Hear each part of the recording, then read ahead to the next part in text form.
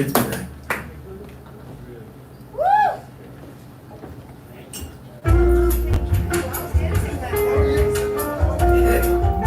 my God! Let's hear for Andy of the Zions. Thank you! My God, that brought me back to my clubbing days, 1980. And welcome to Club Butt. Oh my God, I felt like I was in Reynosa again. Oh my God. Where me and Ernie B and our classmates would do a whole hell of a lot of underage drinking and dancing. Hell yeah. Okay, Lane just decided to leave the stage. Okay, now he's coming Yeah, back. I guess so. So I was about to go to a two-shot with you, but then he left. Okay, I can do it. Okay, there you go. Thank you, Lane. Thank you for joining us. So coming. But thank you, Andy. Oh my God, that brought it back. Well, I'm not good. What was that one, Ernie B? The Alaskan? The Alaskan, and then there was Eddie's also. I went to Well, the. now they have an Eddie's on the American side too. Oh, okay. Yeah, Yeah, I went to the Alaskan. That's where we were dancing to like Tears for Fears. because And that's where all the high Pet school Shop kids would Boys. go back in the '80s because there's no drinking age in Mexico. And when you live 7 miles from the border, you go to Mexico. You go party. Ow! Okay. I wouldn't go there now. Everyone else in the audience is like, all right, get it moving, Grandma. Who's next? All right, take it away, Lost. When I used to drink and I was 14. Excuse me, I didn't look at my lung. I'm joking. That was an over exaggeration. It was 16. I wasn't. I think 14. I was 14 when the first time I got shit faced. Yeah. Okay, I didn't enjoy it, but I did get shit Ernie, faced. you need to write a poem about it. Coming up next. Ode to my kidney. Oh, to your liver. My liver. Do it quick. I was probably 14. People thought I was drunk. So, coming up next, we have a new voice. New voice. Let's hear it for Vix. I forgot to advance the track.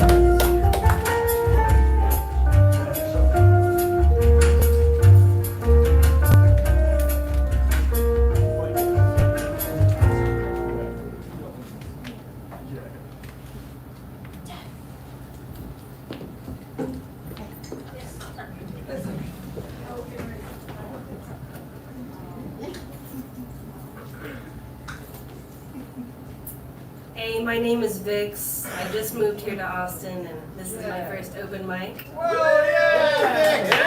I've wanted to share my poetry for a really long time, and this is my first getting out there and doing that finally. Where'd you move from? I moved from good old Houston, Texas. Oh! Yeah, no more swamp for me. The wonderful and terrible thing about life is there are multiple ways to feel and express your emotions.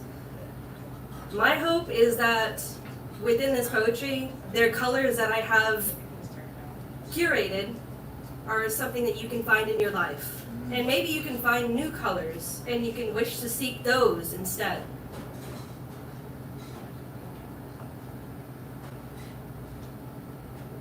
Black, side A.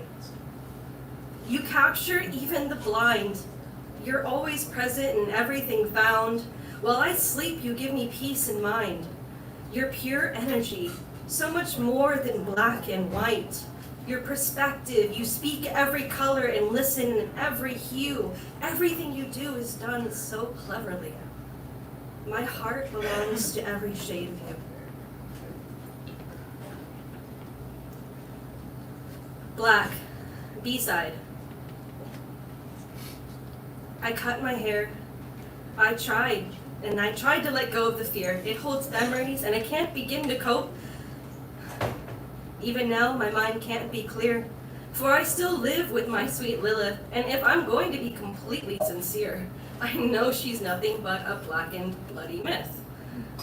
But nothing is scarier than living with your killer in constant fear.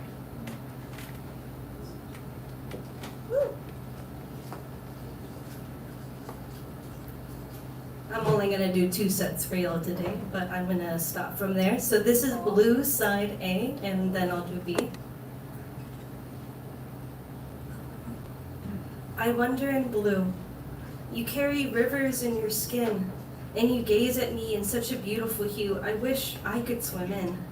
Lover's Lake, summer of 1992. This photo holds your favorite shade.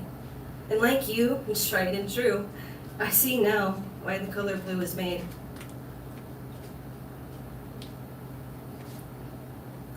Blue, side B.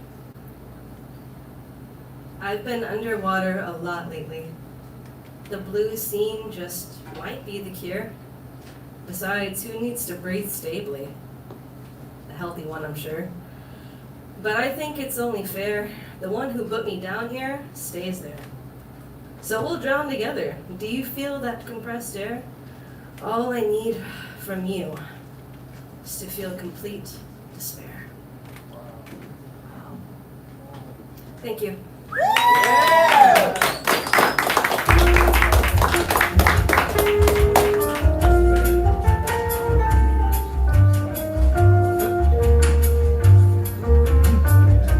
Let's hear for new voice Vix. Oh, I thought you were gonna do phase 3. I was like, oh shoot, Ernie, hit the music! And I failed to mention those two girls that we hit on at the Troubadour. Oh shit. They were equally as 80s big hair, 80s you know, out. 80s big hair, you know, up to here, spandex, you know, day glow outfits. Oh my God, they were so hot. He says as his woman is on stage. Thanks, baby, I love you too. But we took the bus, so. It's It was okay. 1985. Come on. It's okay. When he was in Hollywood, I was like 16. So, and he was like a quote unquote musician. So yeah. What do you mean was? No. I'm saying during high school. Okay, I see how you are. During high school. See, a second shot for Mike, does he? Mm-hmm. See how you are? I'm saying my parents would have never let me date you. I'm joking. My parents would have never let me date you, you long-haired hippie musician. Now he's still long-haired, and guess what? I don't care. He's this long-haired country boy long. Okay, lost of thought. Quick! Bring up the next person. Alright, so coming up next we have Amiella. Woo!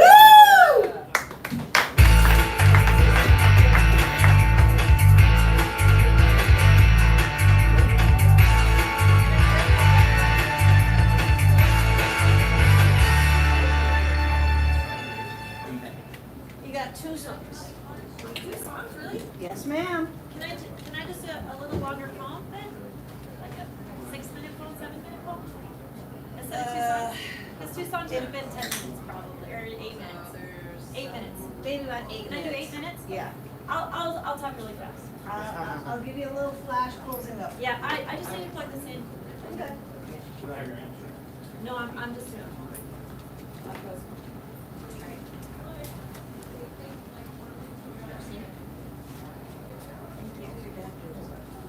Hey, how are you? Do you come here all the time too? Hello. Woo, it works. Yay, sweet. Hi, You guys all? I'm Amiella and I usually play the flute. But today I'm going to do a little letter that I wrote. I actually wrote this for Toastmasters. I was in Toastmasters for a while in Minnesota. I'm from St. Paul, Minneapolis. And everyone in my family is bipolar.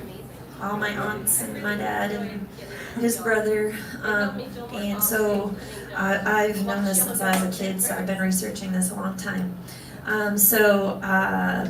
The thing about bipolar, a lot of you might not know, and this is like just to inform you, there's, you can look up Ren. If you look up Ren, he wrote this, he's a rap guy, and there's somebody talking over me right now, so it's really hard to concentrate, but he wrote an album called Sick Boy, B-O-I, and he was actually diagnosed with bipolar way back, and then they found out that they decided that he had CFS, which is what I have, ME-CFS, chronic fatigue syndrome, which is actually called SEID, systemic exertion intolerance disorder, which is related to PTSD, which is I also have. and I also have hypersomnia and some other things. But then what he found out is he started going into psychosis, and they discovered they actually had Lyme disease. And so one of the symptoms of Lyme disease is actually psychosis, and he knows a lot. If you watch his video about his experience with Lyme, because he's actually going through treatment right now. Avril Lavigne had it, they think Justin Bieber had it, so it's actually really quite common. But he really goes into what it's like for the treatment, and I haven't been able to, I have Lyme too. I got bit by a tick in March of 2022, right before I moved to Texas, and so I've kind of been in denial about it. So this is called Intro to a Letter, this is called Letter to a Friend About His Brother.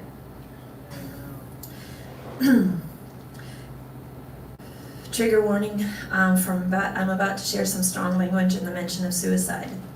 A good friend of mine lost his little brother to suicide many years ago, and he was recently sharing publicly a mini speech about his anger and grief processing this happening.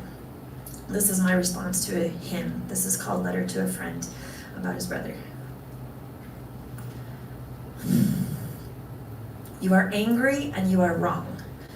His illness is not what killed him. I know, because I have the same one. It's not that crazy chemical thing that you, your mom, your dad, and his doctors kept hounding on him to medicate that killed him.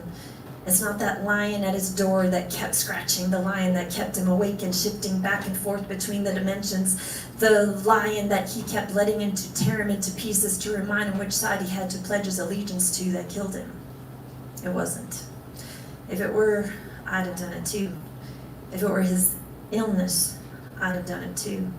I will tell you again what didn't kill him. I will tell you again what kept him here as long as it did. What made him not pull the trigger the first time, the second time. Do you know how many times he held it there at his temple?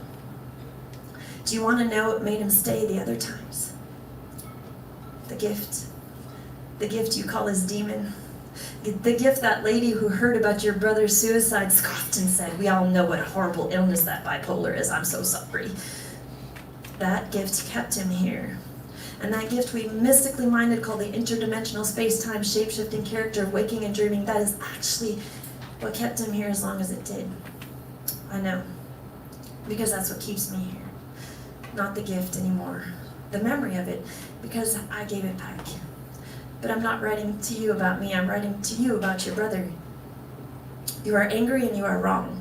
His bipolar is not what killed him. It is that you called his gift a demon. It is that that lady called it a horrible illness. Horrible for who? For you? For your mother? For your father? For his friends? What killed him is y'all's calling it a curse. Y'all's calling it a chronic gene-twisted, mutative mistake. It came too soon, and somebody's talking, and that's very rude. Can you please stop? It came too soon, this gift it often does, when it's given to those who have thrust it upon us with a stroke of shock, a happening that rips out our throat, screaming and whimpers us into submission. Doctors call it initial trauma. Okay, we're never ready. We're always too young, always whirlpooled into the depths too fast. The time bends, and shut up about your chemicals. Fuck you all and your blah, blah, blah about imbalanced chemicals. Ain't got shit to do with chemicals. We just need y'all to understand that the happening, the initial trauma was fucked up, and it was the devil's work. And it was not our fault. Then, if it is our chemicals, they will balance themselves. The gift is always there, hiding in the silence where the mystics muse, that place where we present the future, where time turns back on itself, and for us it is as real as you and me. A wrinkle in time, this gift is a shortcut, a tesseract, the fast track to eternity for a second and back. If we make it through listening to the doctor's bullshit about our fucked up mutated gene, and think a minute, a minute feather falls at 9.8 meters per second squared. Whether Galileo drops it from the fucking Leaning Tower of Pisa or I drop it from my window, 6 stories above the story you thought you knew, the story that catches us, you, me, a feather, a quill, a plume, light to us the moonlight, au clair de la lune, mon ami Pierrot. To write a single word, fire. This gust of wind has blown my candle out. I have no more fire. Open your door, damn it, Pierrot. Moonlight, au clair de la lune. Open your door so I can see. He was not sick. He was gifted with the gift too soon. He wasn't ready. None of us are. Mûrir, the French word for ripening. Mûr in French is a wall. Mûr in French is also a fruit, like a blackberry. Mûrir is a wall ripened into fruit, hard to soft, movement from resistance to acceptance, and that takes time. to become mature enough to ripen, to be confident enough to hold one's place there and shape shift without shame, without resistance, without being shamed by being told how sick you fucking are over and over again. Curling into a corner, trying hard to escape that look of pity. Fuck your looks of pity. We can handle the gift, maybe, sometimes. What we can't handle is that you can't handle it. And we can't handle your pain, your pity, your not so well hidden disgust, gust of holy fire and wind. Give us a minute, a minute minute, moonlit slice of hope. His bipolar is not what killed him. If it were, it would have killed me. If you ripen slowly into awakening, the initial shockwave spreads and flattens. The realization comes that we're all given the gift. Ours was given in violence, and the timing was off.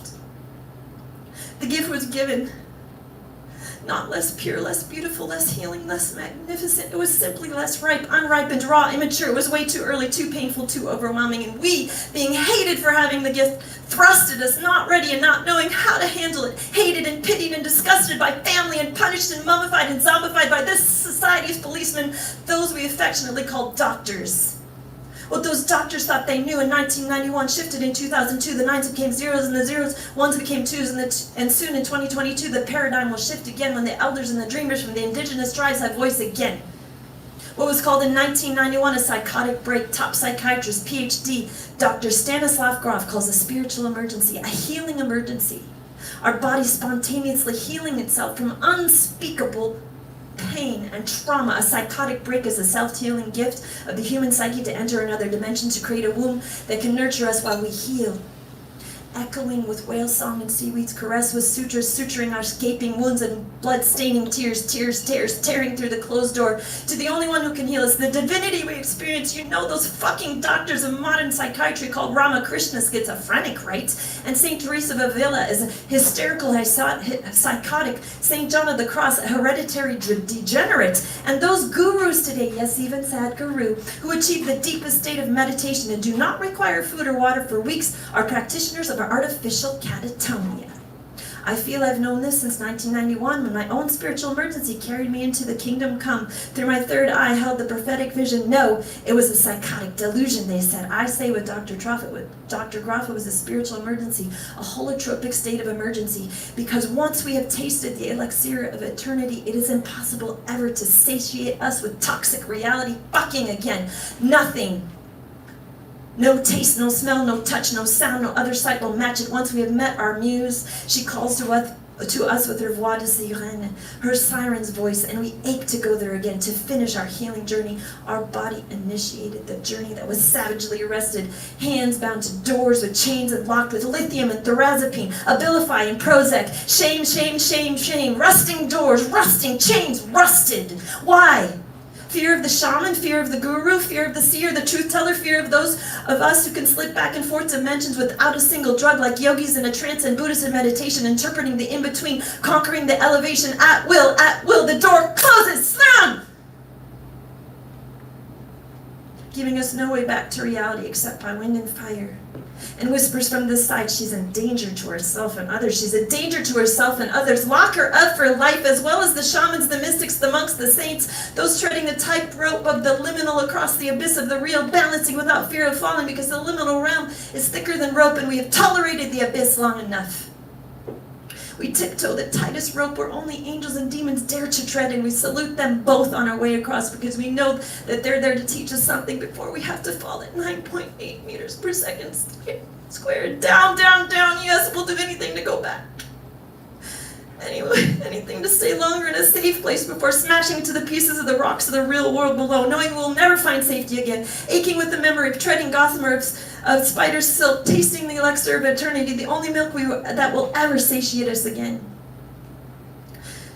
What almost killed me was not bipolar, but the shame of bipolar, the misfittism, the has to be my faultism. I'm a burden to my family who pities me ism. It's not bipolar that kills the bipolar. It's the shame we feel about our ability to climb the heights without a drug, and the shame of our inability to get down by ourselves.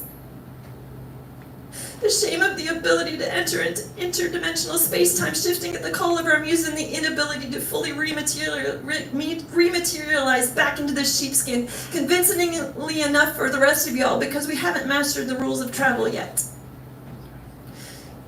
What saved me was giving up the gift. I gave back the gift. I decided to be accepted as one of y'all. I had to give up the gift till y'all caught up with the feather falling so that we're ready to sit at the table and open our gift at the same goddamn time. Happy birthday. They said that's what the Buddha did.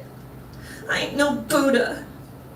But I understand the moral of his story. And I'm not telling you this, my friend, to shame you. I'm telling you this because you are wrong. Your brother's bipolar did not kill him. His access to waking dream state did not kill him. That access was trying to heal him. And our society shamed him the way it shames all of us with the abilities of the mystics. The mystics had sense enough to hide in their orders, sense enough to stay away from the rest of us who were not ready, jealous, anxious, scared to fucking death of people with the gift. And your brother did not recover his balance in time during your lifetimes together. Yet your brother will be sitting at the table with you and me and every soul ever breathed a minute minute in this dimension, and we will all be ready for the gift and enter being in time with the one God above who created it all. You can't fix it now. I can't fix it now. But we can do more to admit we are wrong. Your brother was never ill. He was never sick. Call what ailed him anything but a disease, for God's sake. Or you call me sick too, and I am not, nor was I ever sick. And neither are those that split shift this dimension and that, but he had to, and we have to choose for now which dimension to pledge our allegiance to until we're all ready for the gift. In this plane or another, we will be. Thank you. All right, give it up for Amiella!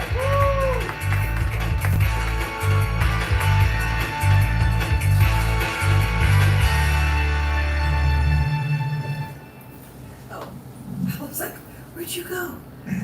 All right, don't forget about the drink specials. Mixed 12s, $4.25. Get a delicious baked good from the cold case. There's a lot of stuff to eat or drink there, as Ernie B says. Buy, purchase, consume, enjoy. Lots of thought. Take it away. Who's coming up next? Coming up next, let's hear it for Vivid Nothing. Woo!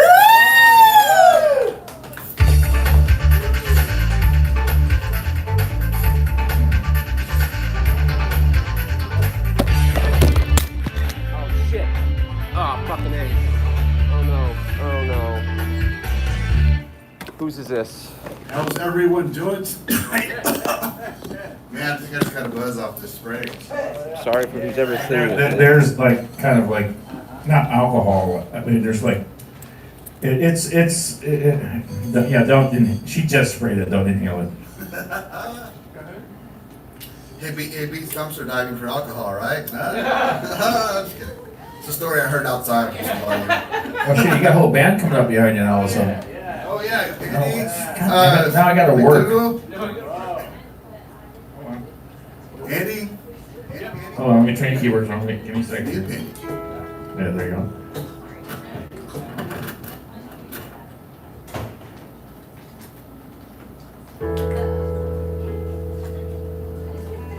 Okay, let's do it in blues in F. No, just kidding. Actually, it's in E. I was wondering if you could throw a little reverb on the guitar because I didn't bring my processor. Oh, okay. Like heavy reverb.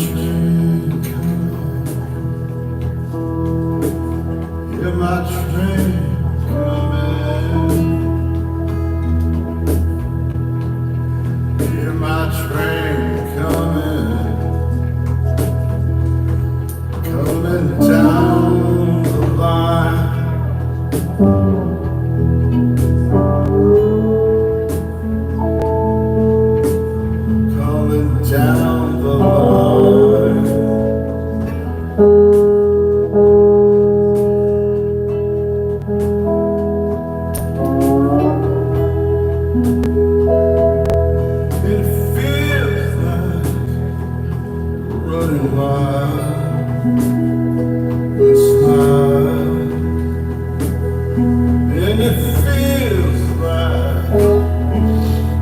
Running wild, but smile,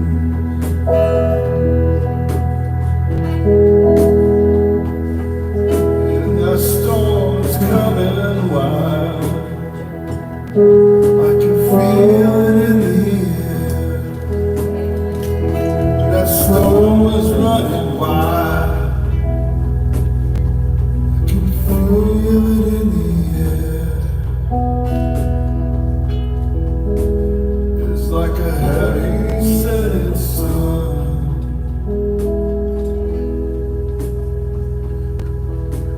Dress it to everyone. It's like a heavy setting sun. All you want, all you want, all you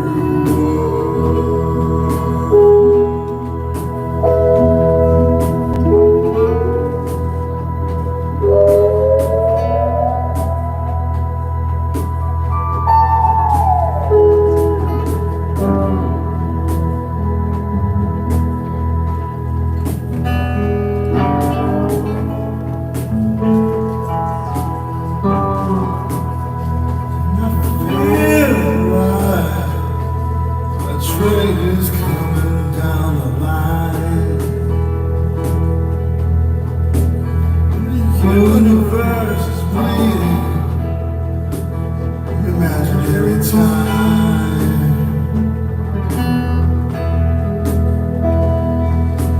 Lord, Lord, won't you tell me something? Maybe something I can't hide. Oh, won't you tell me something I can't hide? And I can surely see the way, the red path through yesterday. As I hear that horse coming down.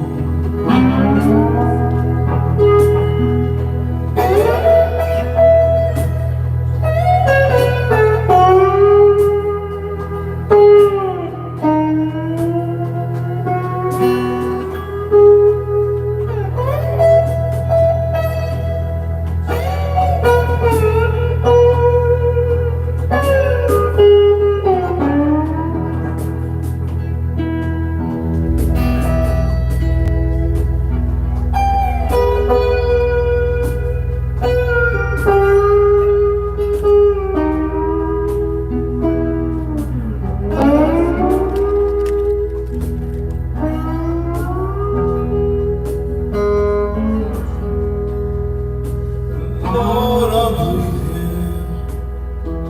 Can't heal these wounds. Lord, I'm bleeding. Can't heal these wounds.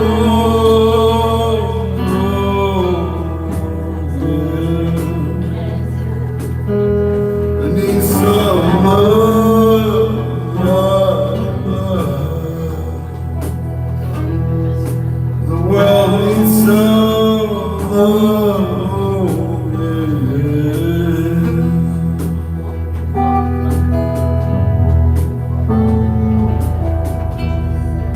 needs some love,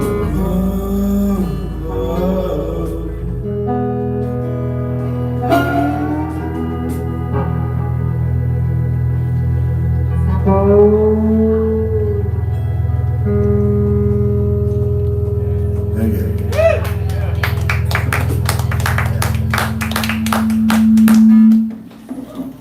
That was a little improvisation, you guys, so I hope you liked it. Give it up for everybody down there over here. All right.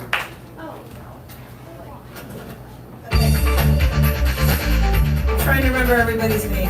Eddie, Andy, Andy, Everyone ending in E. Give it up for Vivid Nothing in the Blues Jam. There we go. Where's Lost in Thought? There he is. Kicking off their worldwide tour. And they only have 2 dates. And next up, they're performing down the street at the 7-Eleven. You know, during South by, bands will play like it's at the 7-Eleven or wherever. Well, yeah. It's crazy. You go in there, like, to, get a soda or something, there's a band playing in the corner, like, holy shit. H Mart. H-Mart's. Oh, Yeah. I remember when I first moved to Austin, I didn't know, I mean, I was literally living in Tyler before, so I had no idea about outdoor entertainment. And then me and my ex were walking up and down the street, and musicians were literally becoming like, there's this one guy that we joked about for years, and he would be running up to us with his guitar singing the Sam Cooke, Cupid, drop back your bow. But he was running after us. It was like, I was like, what do I do? And then somebody else on 6th Street, just give him $1. And he was just passing by. I was like, oh, okay. And then he took, as soon as I gave him the $1, he took off. I was like, I have to okay. say, it just hit me now. Uh-oh. That little jam that they did. I thought Eddie was just gonna go up there, like he usually does, and play with some tracks or whatever. But all of a sudden, everybody jumped on stage. Okay, cool. And it was just kind of this mellow. It wasn't really a blues, but it was just kind of like a drone kind of jam, and it reminded me of something off of a Dire Straits Brother in Arms album. There's I don't know the name of the song. There's a track on that album that kind of sounds like that. No, go ahead. I'm talking to you. I know. No, I was gonna say we should go lean back and just kind of chill while you finish. But go ahead. If anyone's familiar with Brother in Arms, Yes. Dire Straits, not so far away from me. There's another track. I don't know the name of it, but it was like that. I like that song. It's a real mellow kind of thing. It's a jam, and for the life of me, I can't remember the name of it, but that kind of reminded me of that. So there. Okay, Lost in Thought, we're ready for you. Okay, don't hurry up to the microphone or anything. Just kind of take your time. Coming up next. Like we could be like 5 minutes till showtime, and we could. Ernie, he was getting ready to start. And then we'll go pick up Lane, and we're waiting for him, and he'll just like mosey down the stairs, and you're like. All right, next. Coming up next, let's hear it for Andrew Green.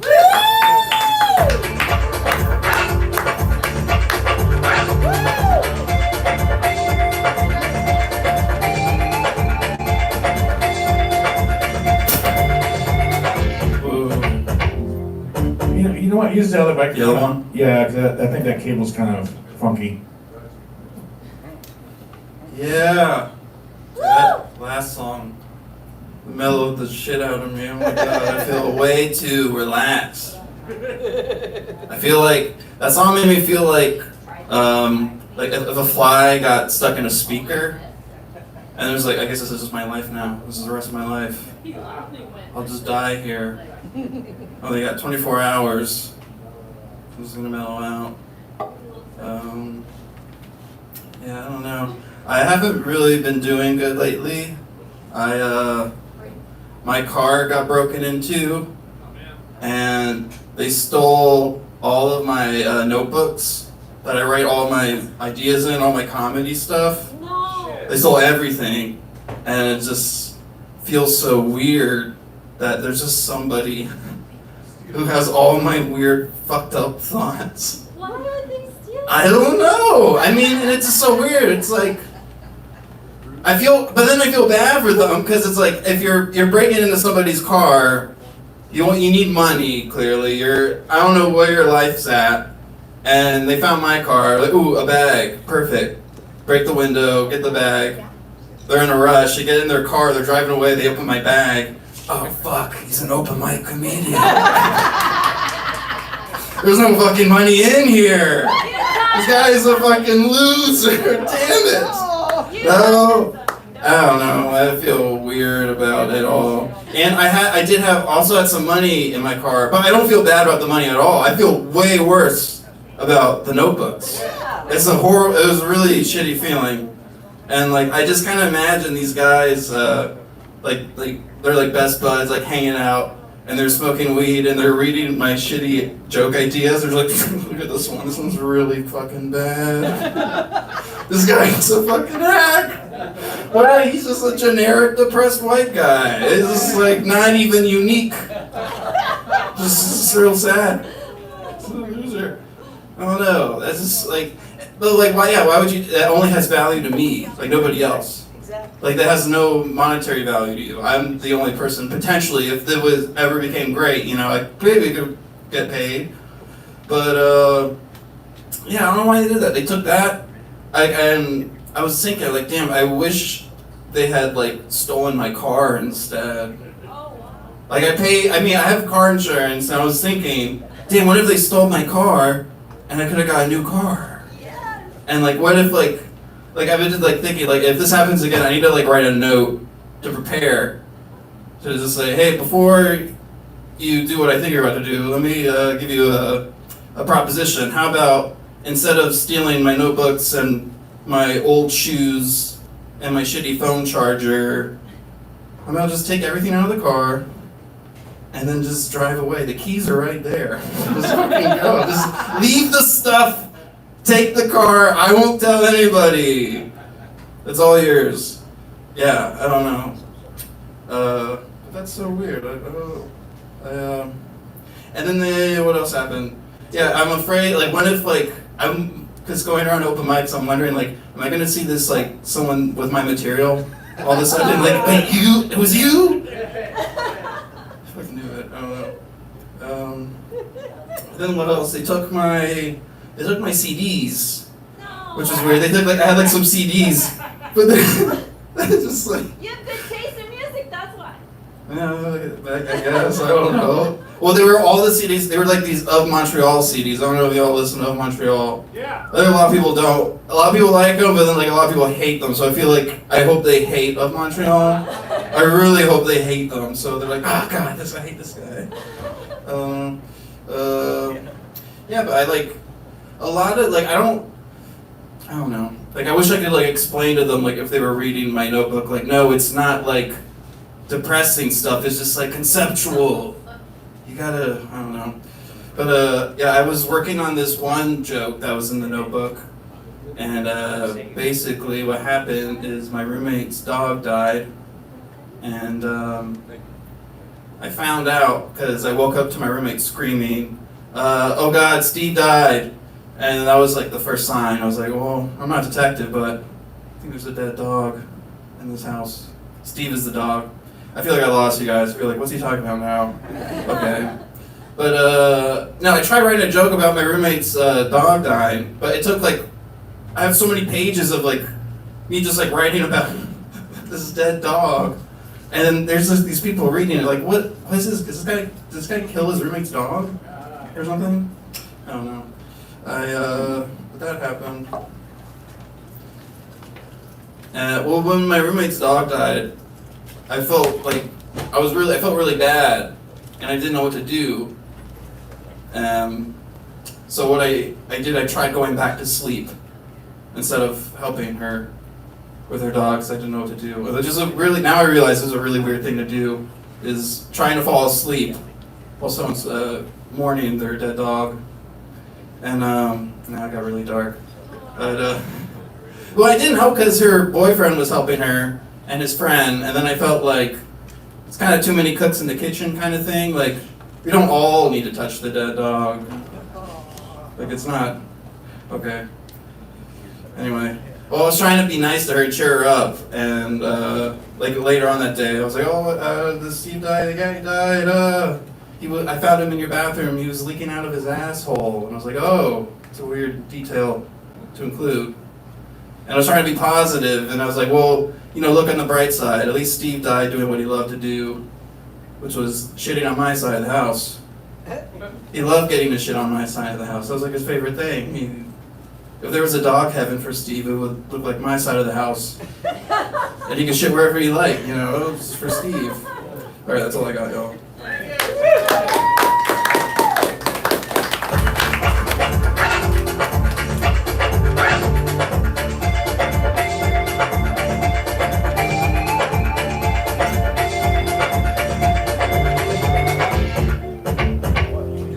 Dan, I had a story that was related to something he just said, and I can't remember You now. could tell it while Lane is walking up here. What was he talking about before the dead dog thing? With losing his notebooks and stuff. Oh yes. Okay. Now I remember. When I first got my first job at a recording studio, professional recording studio, I had gone in. It was 1984 or something. I can't remember. 82. And I went in there with my band and we recorded. And then when we mixed the record, I stayed with the engineer and helped him, control it. Back then it was all analog. It wasn't automated. You had to do everything by hand. So I was helping. We hit it off. He offered me a job. Whatever. Well, after a while I was like, I had all these ideas, these guitar riffs and stuff that I would record on cassette. I had all these cassettes of ideas and just like he was saying, notes that scroll down on the notepad. But at the recording studio, they had digital recording equipment, so I could archive them. I wanted to archive them. So the night before, and I asked the owner of the studio, "Can I do that?" He said, "Oh yeah, come on in. No, we won't charge you. No, just come on in. You're an employee here now." So I got anxious and I loaded up my car the night before with all of my tapes and stuff. And that night, me and my buddies went out to go see The Wall. This was 1984. Yeah, somewhere around, maybe around that time. And we went to see The Wall. And while we were in there, somebody broke into my car, took all my tapes, broke into my other buddy's car that went with us, and one of his friends had one of those briefcase things full of cassettes that you could flip over and had more cassettes on. Took all of his tape, everything, it was just gone. And all my ideas, everything was just gone. And like he was saying, somebody might just like, what is this? It's just a notebook, they throw it away. But that's your art, and those were my ideas, and they're gonna listen to they're just like little, 4-measure riffs. They probably erased them or just threw the tapes away, and it's like, well, it's gone forever. Yeah, I feel because I have my backpack full of notebooks, and I keep that on me like my cell phone. And I'd be like, I don't have anything valuable in here, just notebooks, pens, the occasional tarot deck. But that's valuable to me, nobody else. The same thing happened to Kirk Hammett from Metallica. He would record ideas on his phone, and he lost his phone. And he said he had tons and tons of riffs that he can't remember. They're gone. Just gone. Dun dun. Dun, dun, dun. Okay, Laws of Dog, who's coming up next? Coming up next, let's hear it for Pondy. Sweet dulcet tones of Pondy.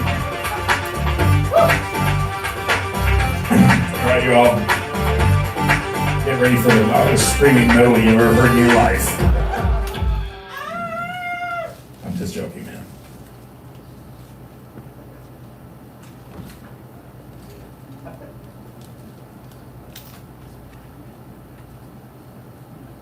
Hey. I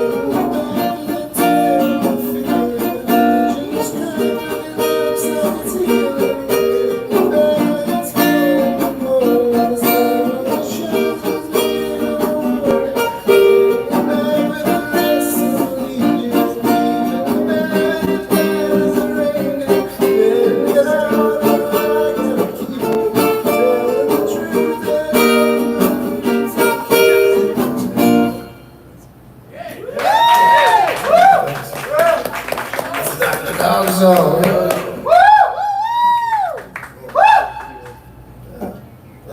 Tip tip? You can do another one. Do another one. Okay, that song was the song from Kirk Hammett's phone. What you just played.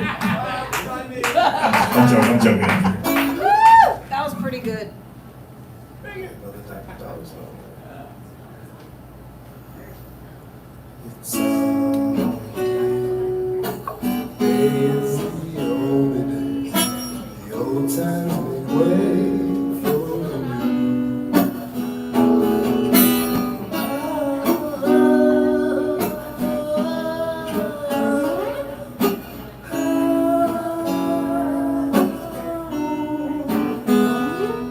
Something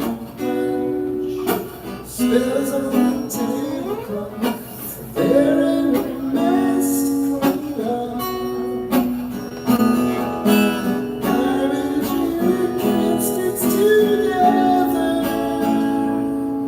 The tiniest of things are forever. Drop a couple coins of feather and watch them float away. The same time the song is made, sugar and lemonade.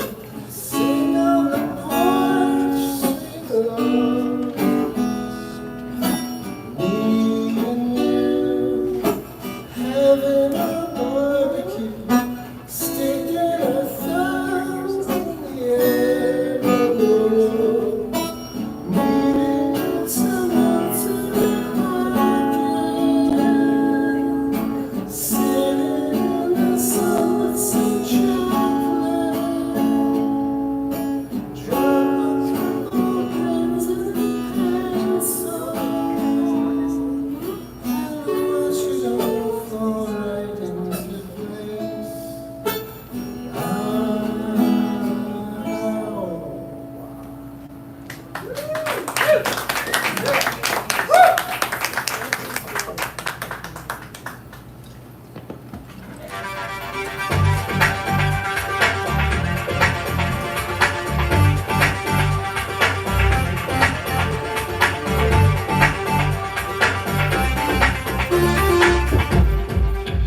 All right, give it up for Pandy. Woo! Okay, Ernie, that was funny. Could you imagine if that really was from Kirk Hammett's phone and that would have been a Metallica song? We're going to go in a new direction. Try something different. They were Metallica was supposed to be like the Mamas and the Papas or something, you know. Well, you know. You never know. Hey, they did an album of covers. So did Motorhead. Oh my God, that one, the one called Undercover. Oh, it's so badass. I And I love it. remember people giving crap because, you ran out of ideas? And they're like, no, that's an idea. An album of covers. Lemmy singing God Save the Queen. I love it. All right, Lost of Thought, take it away. Who's coming up next? We've got a new voice. Another new voice. Let's hear it for Matthew Van Deer. Woo!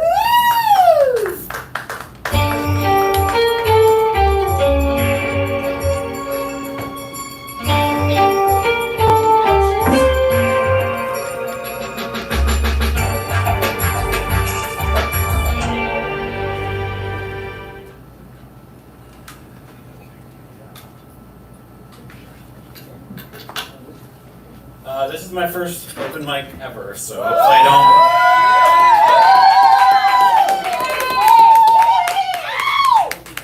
Don't worry, we'll be gentle. don't, I'll try not to faint.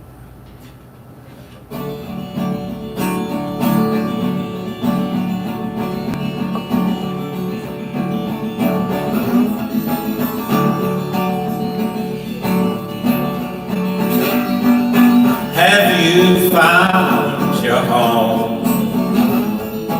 I'm still all alone. I'm moving to Michigan. Bought a free mansion. I'm moving to France. Gonna be that toddler's aunt.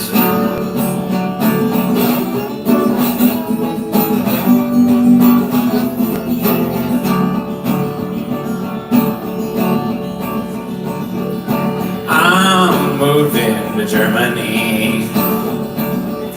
Gonna live in that monastery.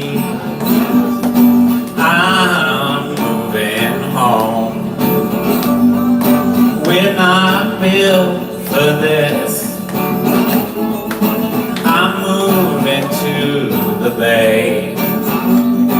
Get boring, get old, decay. We're not built for this. Let's all raise that kid.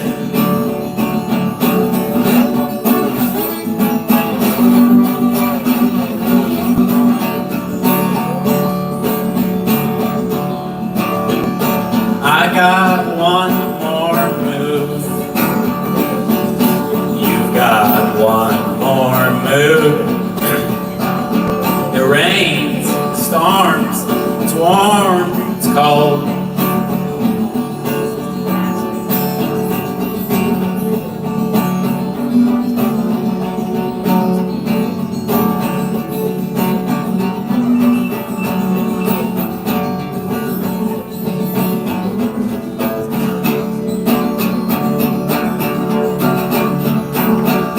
Basking in battle scars, I've seen all your marks, but I'm still in love with you. Those freight trains are going fast, I'll see you in the past. Why can't we slow down? I don't know what to say, so I just stared from far away. Are you ready to lie?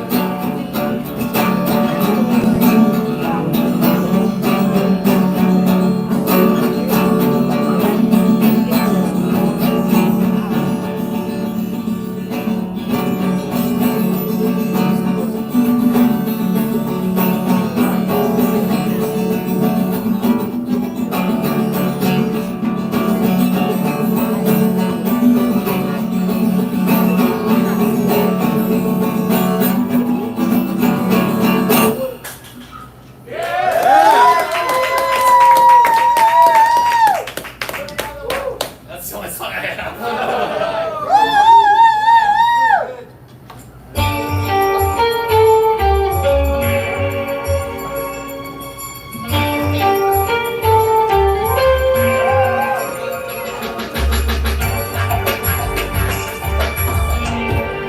Well, how about that? Holy cow! Yeah. Let's hear it for Matthew Bandier. Woo! New voice! Good God! Playing a seagull guitar, isn't it? Yeah, the mini seagull. Yeah, Canadian guitar. Okay, Ernie, go ahead and say it. I used to sell seagull guitars. No.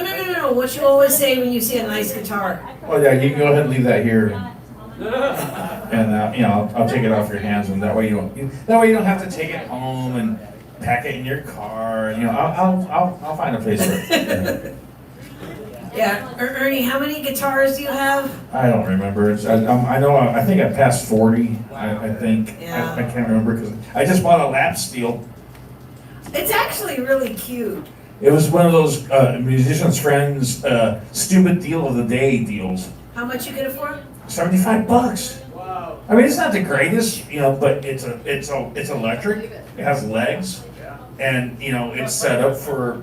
I need to put better strings on it, but it's a lap steel. You know, it's like okay, I don't have one of those. See, that's one It's thing. another tool. It's another tool. That's one thing Ernie taught me. He said musicians don't have large bank accounts; they have gear. I remember. We have assets. I remember when he first moved up here. He didn't have furniture. We were sitting on flight cases. Yeah. I don't need no stinking table. I got a No case here. tables, no chairs, flight cases. Smaller flight cases and larger flight Maybe that's cases. how you eat. That was the dinette That's how set. you eat on the road. You set up on a flight case and you eat. You know. And I got so used to that. It's like now that when we would go on the road, I remember once we went to a gig. That was the one we were running late with Doug Stone. Oh, gee, that narrows it down. Well, when the whole band helped us set up. Oh, that was very late. Yeah. And all those people. Oh, because the bus broke down. That's Yeah. right. Yeah. And the whole venue was giving us the stink eye, like. think about like 300 Karens. Yeah, really ugly faces. And I was literally set up with my computer on the edge of a rolling flight case, and every time I hit a button, it'd be like, oh God. Like, I was trying to like literally hold it with one hand and control the light. But see, like with the a flight case, though, if you spill a drink, you don't have to worry about it warping like you would like a piece of furniture, like, This is true. you know. And they got wheels. When it's time to move, you're out. Okay. Well, okay. And see, and you thought I was gonna like babble on. And on. Okay, lots of thought. Take it away. Coming up next, Coming let's hear up. for Spooky McDougal.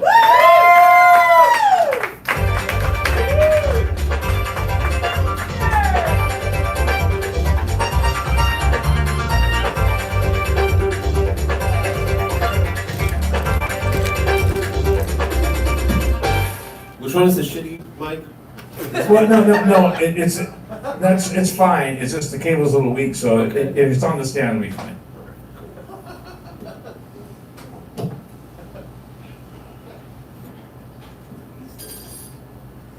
Speaking of guitars, you can leave behind. You want to fix the pickup? Oh, it doesn't have a pickup? Yeah. Remember my cat peed on it. Oh, that's right.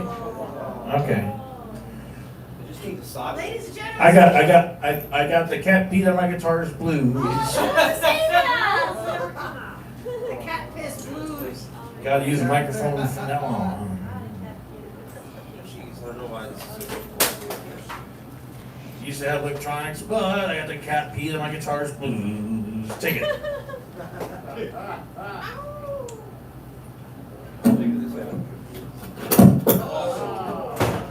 I love it. You see?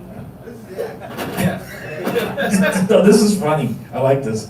Debbie's like, can you go help him? I'm like, no, this is entertainment right here. Musicians, come and be ready. Fuck Ernie's shit up. He's also a comedian. God. There you go. Just stop moving. Here we go. All right. Anyway, so I don't, for lack of a better title, this song is called "Money."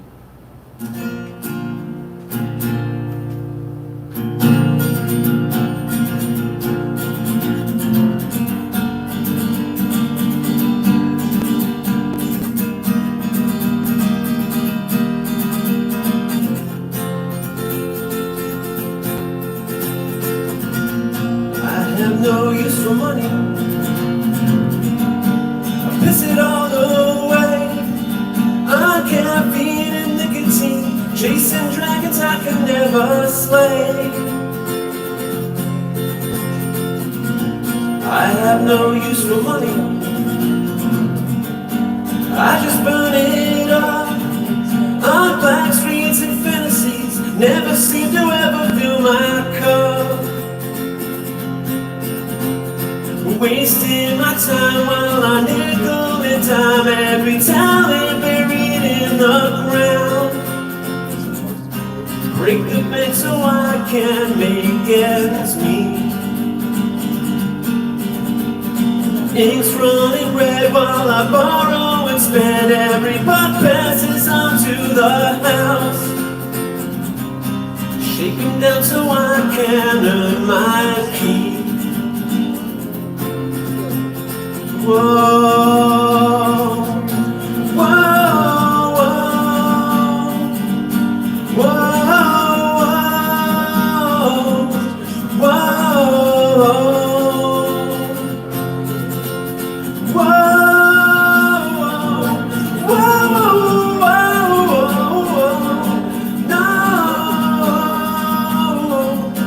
whoa, wasting my time while I nickel and dime every talent buried in the ground. Break the bank so I can make ends meet. Ink's running red while I borrow and spend. Every buck passes on to the house. Shaking down so I can earn my keep. I have no use for money. I pour it down the drain of late fees and revelry, drying up the well to raise some cane. Wasting my time while I nickel and dime every talent buried in the ground. Break the bed so I can make ends meet. Ink's running red while I borrow and spend. Every buck passes on to the house. Shake them down so I can earn my keep. I have no use for money. Thank you. My name is Flute.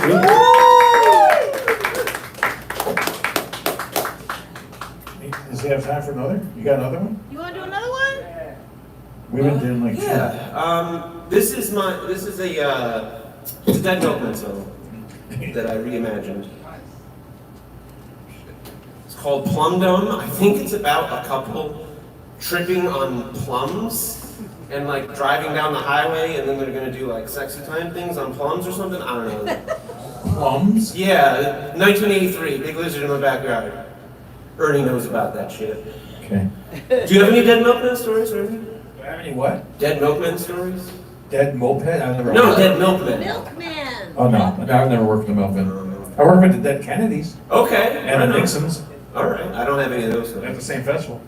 Nice. Okay.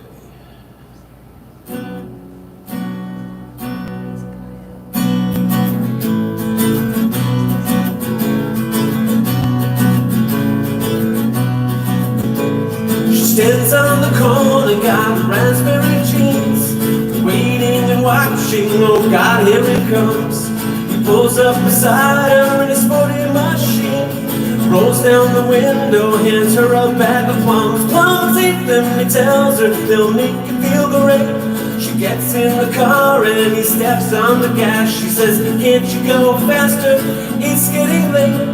Just a wee bit faster, you're not going too fast on the freeway. Riding down the freeway. Cruising,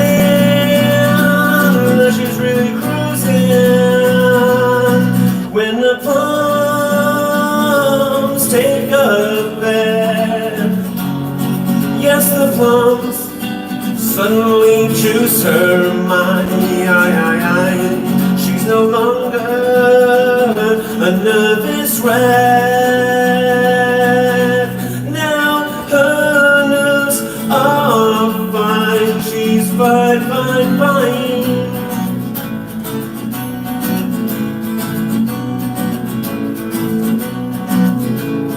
Ooh, I feel great, she says, but he already knows it, cause she's fingering his hair and he's biting her toes. She's really bummed out and in her eyes she shows it. She says, hey, what's the hurry? Let's drive more slow. Moisture drips from her edible lips as she looks into his eyes, and he's quick to realize that he better pull over before they get too over, because if he really wants it now, the time is wise.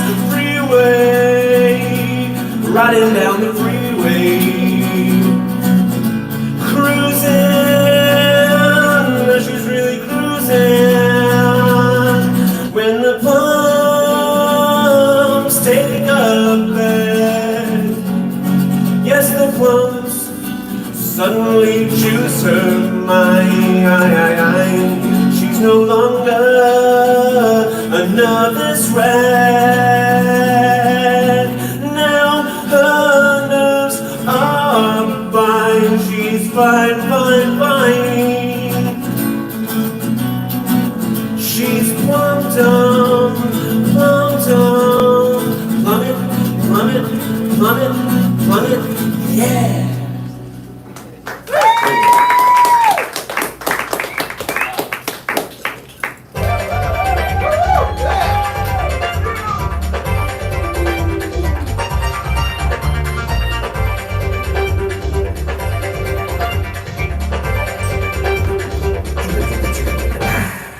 Let's hear it for Spooky McDougal. Yeah, but those songs weren't spooky at all. Now whenever I'm like, That's why he would say, no, you're totally wrong. They were totally spooky. anyway. Now see, whenever I see Spooky though, I always think of him buying cloves over at Walgreens. Yep. Because when the 7-Eleven down Nassau doesn't have them, that's when I go to go. Yeah. And I was like, dang, I haven't smoked these since I went to Texas A&I when my cousin was attending, and we went to this frat party, and this guy offered me a clove cigarette, and I took a big inhale, and my lung fell out. So they smell good, but that's about where it ends. For me anyway. I swear I have customers ask me, it's like, so what's the difference between this one and this one? I don't know. I don't smoke. Oh, that one's a red package, that one's a blue package. That's red, that's blue, that's green. Which one? All right, lost a thought. Who's coming up next? Coming up next. See? Yeah. You didn't know he was a ventriloquist, did you? Do it. You can do it. Actually, yes, closing the night. Closing this Yes. talent-filled night. Let's hear it for James Kerrigan. Oh wait! Stop! You know what, you guys? The microphones are backwards. Okay. They're on the wrong stands. Okay, I thought of something because you know how Lost a Thought is always saying he's got that soap opera name. So, No, not soap opera. The movie. movie star. So Like I in a wrote, world, I wrote something James down. Kerrigan comes in and saves the day. I actually wrote something down. Man formerly known as the coolest soap opera name. Thank you. That was what I thought of. Okay, but like I said, the microphones are backwards. It doesn't matter. Don't worry about it. Oh, I see. What There's only two. I can figure it out. Kerrigan! In a world where comedy was left alone, one man Came and saved the day. Let's say today, ladies and gentlemen, James Kerrigan. Man, this is all way too unnecessary. Oh my god. I like how you had to write that down. That's so fun. Yeah. The thing you said, and then you're like, I forgot what I just said, so I have to read it. ADHD, man. Hell yeah, brother or sister, whomever. Yeah. Thanks, Ernie. Give it up for all the very talented musicians you've seen tonight. That was your first open mic, man? Yeah. So you've practiced that before, I take it. Okay, cool, yeah, because it's way different in comedy. People are just like, you know what, I'm gonna do an open mic for the first time, I'm just gonna talk about my dick. That's what I'm gonna do. Because I don't really have any talents, really, just this and good at sex. And those are the only two things. I didn't know I was good at sex, it just happens. It's very, I wish I had other talents, and just these beautiful women just want to have sex with me and leave. That's all it is. And I'm like, I can't make breakfast. I have no other talents. You have to go. I don't know, yeah. I've been working out a lot because I'm trying to stop my porn addiction so I can graduate to a sex addiction, because that's how that works. That's the only addiction you have to work up to. Do you ever think about that? There's a bar to it. Or you just be an attractive woman. Those are the only things you need to do. Yeah. I'll do the joke that I wrote that I really like.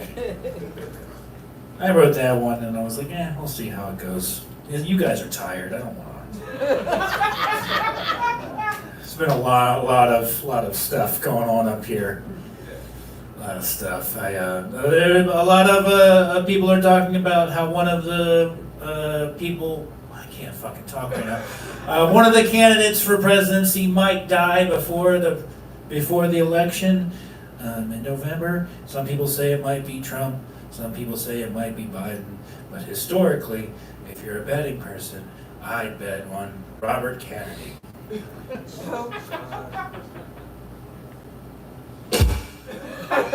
Thanks, Ernie.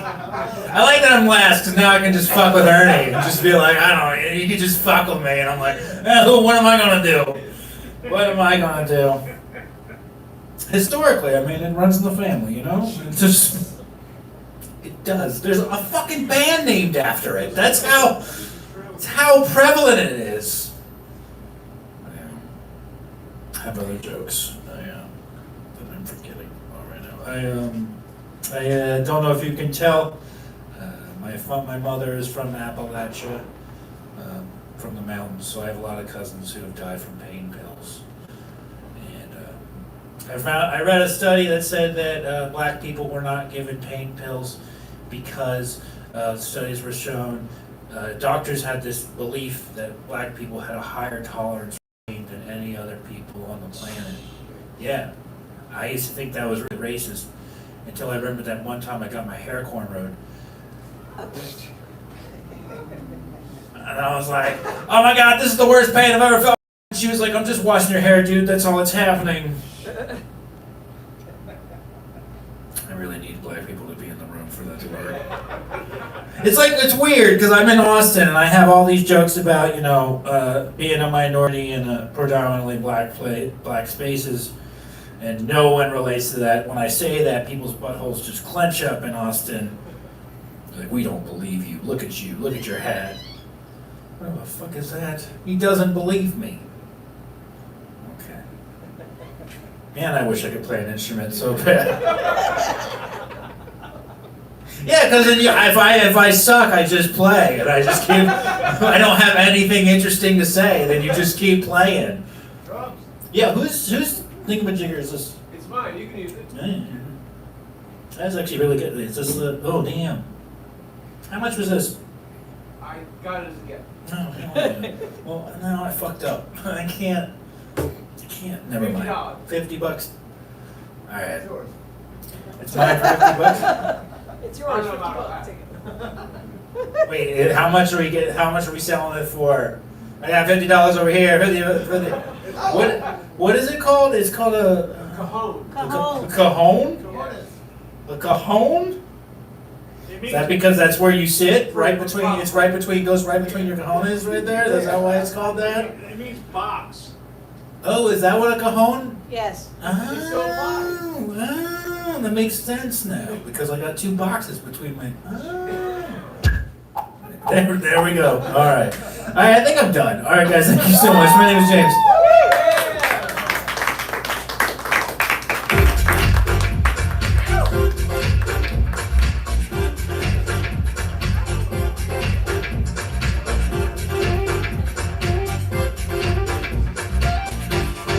Voice of the night, let's hear it for James Garrigan. The man who saved the day in the world of comedy, James Garrigan, and his cajon.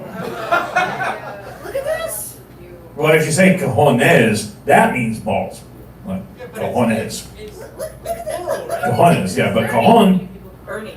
What? Look what he did to the microphone. Well, but he's a guest. He's not a host that's been using the same microphones for the last 16 years. I heard somebody say swing. What? Stop it, I need to go to the bathroom. It's like, I haven't heard swing in so long. Oh my God. Like I always say in Lost in Thought, I'm always continuously amazed at the talent that comes through this door. Give it up for yourselves, oh my God. And give it up for our virtual audience who is still, are they still there? There's a few people watching still. Yeah. We had a good crowd there earlier. Woo! I almost went cheers. What the fuck? But it is getting kind of late. Yeah, it is. It is. Oh, and I just wanted to tell you, like, okay, if you like this shirt, go online. I think it's T Public. Go buy one. My daughter gets the proceeds. She made it. She made this. Oh, she designed that? Yeah, she designed this. Check it out. Oh, I didn't know that. Yeah, see. Cool. Yeah, her senior year. Her daughter's like 3 weeks old. Yeah. Her senior year, because every time they did a show, they always got like a band shirt, kind of commemorates the show, and it shows their names in the back. But her senior year, they didn't make one, so she independently made one to put it on T Public and sold it. Rebel. And there's like hoodies, shorts, however you want to go nuts, yeah. And she's going to UNT, so the proceeds will go to a good cause.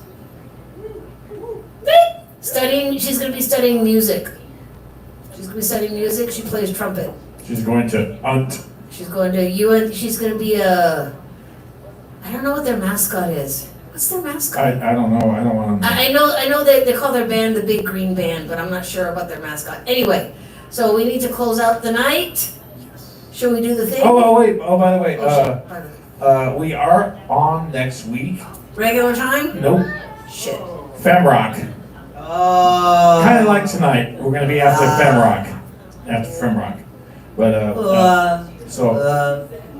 I'll try to keep them on schedule. What time are we starting? Around 8:15 again? Around 8:15, 8:30. Well, we started exactly at 8:30 tonight. Okay. We probably could have started a little earlier, but. But Ernie was in deep conversation. Well, I was talking with April. She was back here, you know. I know. I hadn't seen her like in a dog's age, so. Understandable. But anyway, no. So yeah, the Femrock show next Sunday. If you guys want to come down early and check it out, it's really cool. It's a show where they get it's all women, right? And hence the term Femrock. Yeah. And if they've never played or maybe dabbled in it, they join. And then they put them together with other women, and they form bands. And they learn a couple songs. Well, yeah, they give them like 3 songs in a genre, like the Go-Go's or Fleetwood Mac or Queen or whatever. Or Tom Petty. And you learn those songs, and they work on them for about 8 weeks, I think. Mm-hmm. And then they come performing here. Mm-hmm. And there's a couple of them that actually went on and created actually working bands, and they're making money. But you know, it's there's no judgment. You know, some are better than others, but it's all in good fun, and it's for a good cause, and they raise money. I don't know what the cause is. I'm just an engineer, but we will be on next Sunday right after that. Femrock. Right after that, yeah. All right, so we do the thing. Yeah, hold on, wait, I gotta rewind stuff. I gotta cue things up here. Okay, go ahead. You have been witness to the baddest open mic in the ATX, split and heard live every Sunday night at Kick Butt Coffee Music and Booze. It's not just an open mic, it's a show, not a show without each and every one of you, including you, Bob Mudd. Thank you and good night!